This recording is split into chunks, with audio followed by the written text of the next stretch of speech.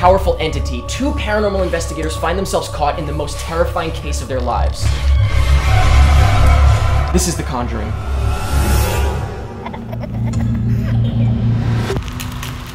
What are you guys? Well, we've been called ghost hunters, paranormal researchers. But we prefer to be known simply as Ed and Lorraine Warren.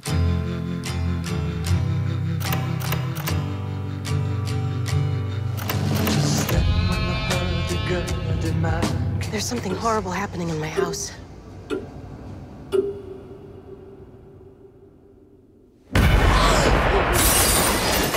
I was really excited for The Conjuring because I am a huge fan of James Wan. I love all of his movies, I love his style, and I love the heart that goes into these things. You can tell there's passion behind it, and so this has been on my radar for quite some time. I couldn't have been more excited. And for myself, I'm sort of a casual viewer for his work. I was excited just because I had seen the trailer and I thought it looked really inventive. You're a fan of these haunted house movies, right? Oh yeah. I'm easy to get with these demonic possession type haunted house movies, but lately they haven't been hitting the mark in my view, and this was like for the first time in a long time, I think. You liked it? I loved it. I thought I really liked it a lot. I only didn't love it only because, and I don't want to get too into it because I hate comparing movies, but it is quite similar to Insidious in a lot of ways. So for me personally, which you had not seen Insidious prior, for me, it was a little bit distracting, but then again, I love Insidious, so is it a good thing or a bad thing? I don't know. I did like it a lot. I really had fun with it. Yeah, like you said, I hadn't seen Insidious prior to this movie, so it was all really new to me. Although,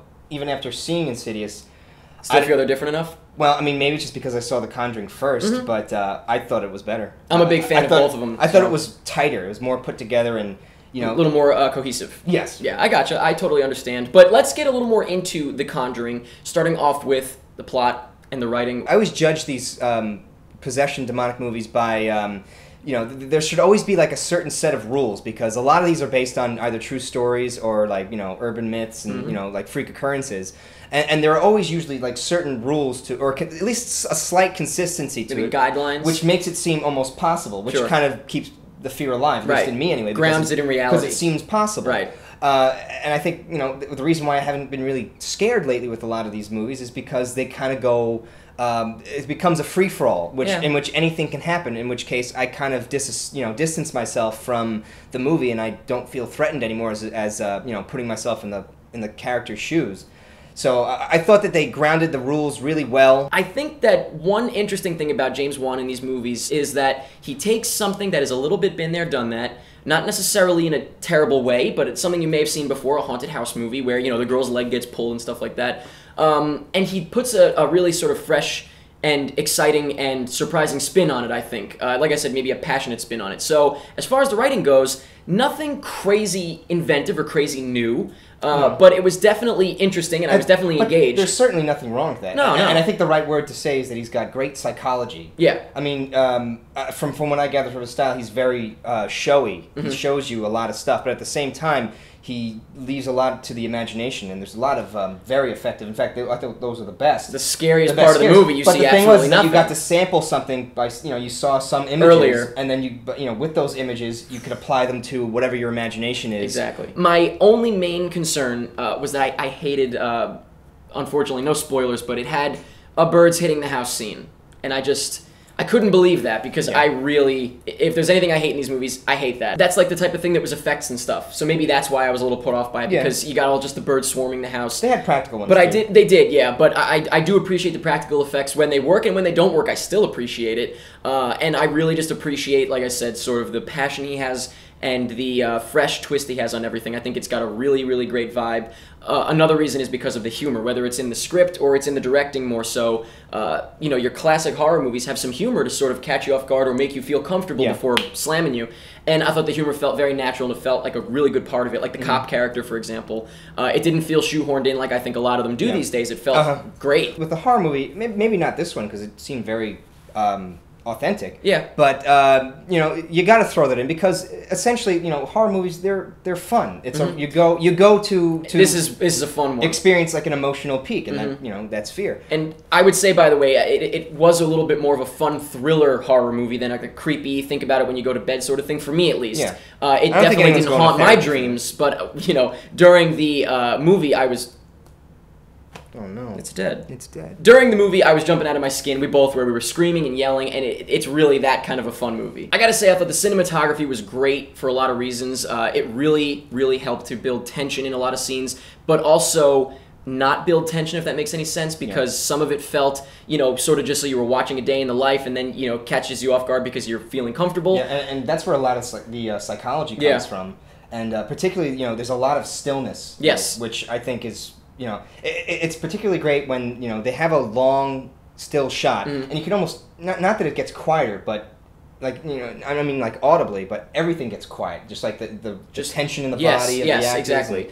And usually, sometimes they just have, it's bad editing when they hold a shot for too long. But other times, they hold the shot for so long, and the audience, you're ready to, you're expecting them to cut. You suddenly become aware of it, and you're like... Yeah, and then you realize that, okay, they're holding a shot for extra long. Yeah. What is my attention on? So they become reinvested in it, and then that's when you're totally glued to the moment, and that's when, I mean, I even myself, I was thinking about, I was like, oh my gosh, I'm so glued into this. They have me so they can get me so easily right now. And finally, acting wise, I wouldn't say this was the strongest part of the movie that is most memorable to me, but I thought everyone did a good job.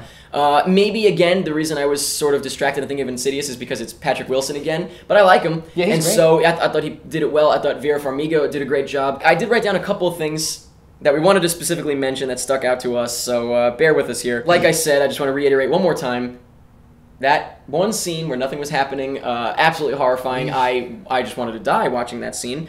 Brilliant that it's just nothing. It's just in your head. Well, there was like 3 or 4 instances of those kinds of moments, and but there was the one big one. Yeah. And that one was horrifying. Then there was, of course, the quote. Won't explain it. I found April.